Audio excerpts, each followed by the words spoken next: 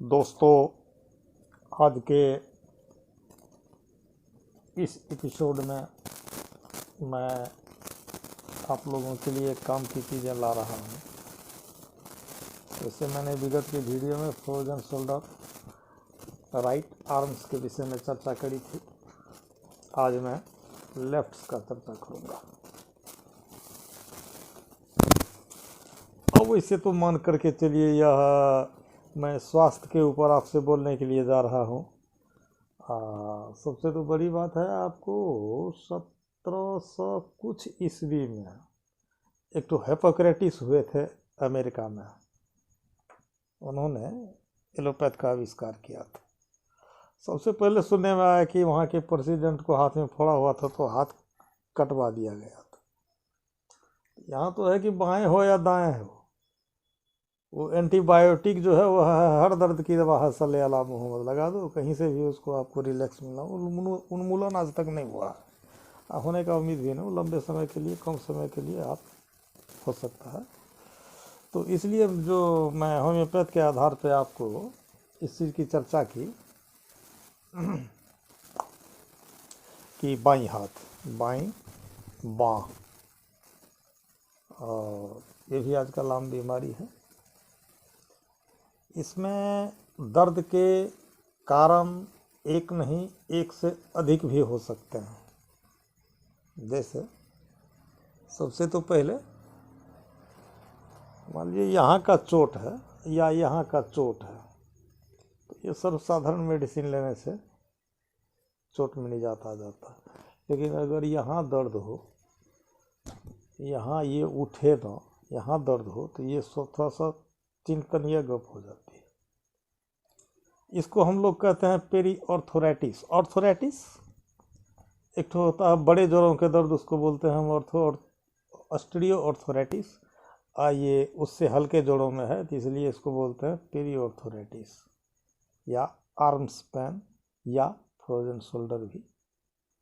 तो सबसे पहले इसका स्रोत एक तो है आपको चोट और मोच। चोट मोच से भी इसमें दर्द होता है। इसके लिए तो आपको रिकवरी जल्दी मिल जाती है, छोटी सी दवाई लगती है। वह क्या है दवाई, बारी बारी से आप दवाई खरीदेंगे तो दुकान लग जाएगी आपके घर में। 4 दवाई होती है, मैं चारों का नाम आपसे बता रहा हूँ। ऐसी अवस्थाएं हो, आपको ऐसी समस्या पड़ी, तो ये होम्योपैथ डिवीज़न में जाइए और उसको 4 दवाई का नाम बताइए कि अमुक अमुक दवाई है। देखिए, दुकानदार को इसलिए बताइए कि वह दुकानदार है। पुस्तकालय में बहुत सारी किताबें बिकती है, परंतु दुकानदार मास्टर नहीं होता। उस किताब का नॉलेज, बेचने खरीदने का नॉलेज होता है, किताब में है क्या वस्तु उसका नॉलेज। इसलिए हमने आपको इशारा किया कि रूटा, रस्टक्स, अर्निका मोंटेना और सिम्फाटम, ये 4 दवाइयाँ जो है। रूटा क्यों, तो रूटा शरीर के उस अंग पे अधिक काम करता है जहाँ के हड्डियों पे मांस कम हो। जैसे यहाँ मांस कम है और यहाँ जो देख रहे हैं, यहाँ के लिए रूटा नहीं है। शरीर के उस भाग में जहाँ पर हड्डी पे मांस कम से कम हो, यानी अस्थिवेस्ट में पेन, वो जो आपकी हड्डी है और चमड़े के नीचे, वो हड्डी का भी एक वेस्ट होता है, रूटा। एक है रस्टोक्सीडेंड्रोन, ये भी दवाई एक होम्योपैथ डिवीज़न में वीआईपी दवाइयाँ हैं।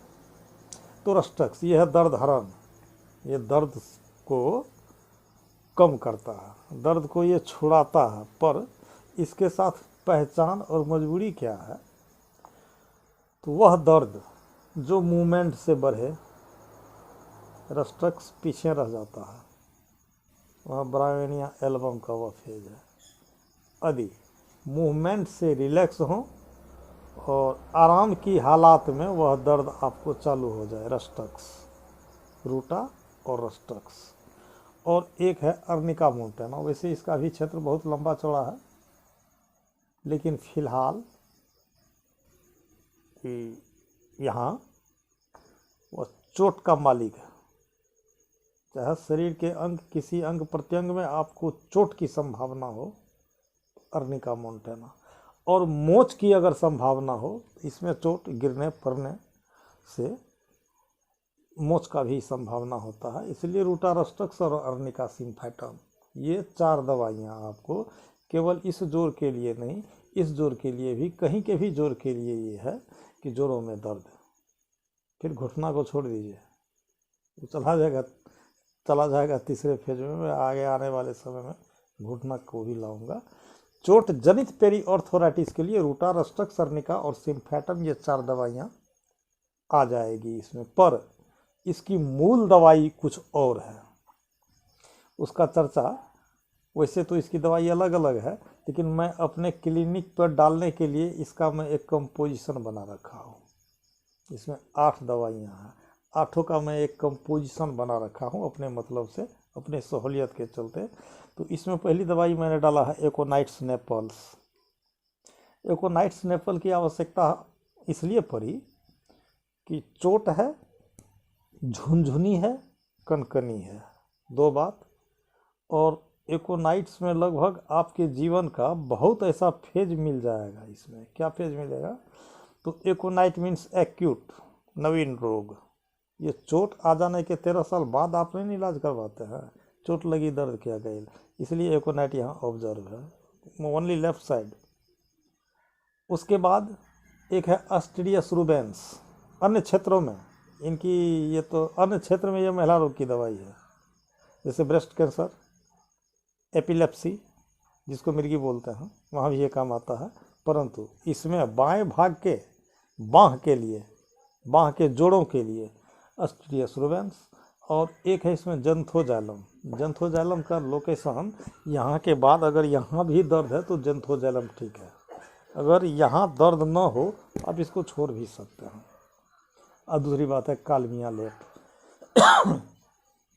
कालमिया लेट का प्रयोग कहीं और भी होता है, लेकिन जब भी इसका प्रयोग होता है तो इसके दर्द का लोकेशन होता है, दर्द ऊपर से नीचे के ओर आ रहा है, परंतु यहाँ नहीं, यहाँ कालमिया लेट चाहिए बाएं साइड में। अच्छा, तो ये तो 4 दवाई हुई, और 4 दवाई का एक कंपोजिशन और आता है, जिसमें पहला है कोलचिकम। तो कोलचिकम का अर्थ ये होता है, दर्द आपको यहाँ से चालू हुआ और यहाँ यहाँ यहाँ यहाँ इसे उंगली तक आया, कोलचिकम। और दूसरा है कैक्टस।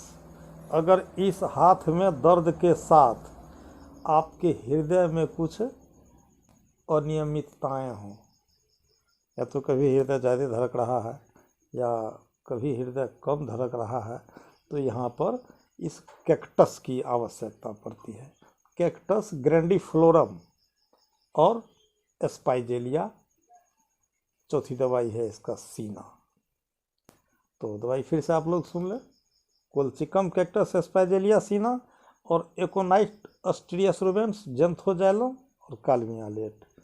ये 4 दवाई की 2 कंपोजिशन का आप लोग प्रयोग करें, और अगर चोट का संभावना हो तो फिर वह रूटारस्टक्स और अर्निका सिम्फेटम आपके लिए इसका प्रयोग रिलैक्स आपको 2-4-5 दिन के ही अंदर देगा, लेकिन प्रयोग इसका कम से कम 3 महीना अवश्य करके छोड़िए, और इससे आप लोग मुक्ति पाइए। तो फिर आने वाले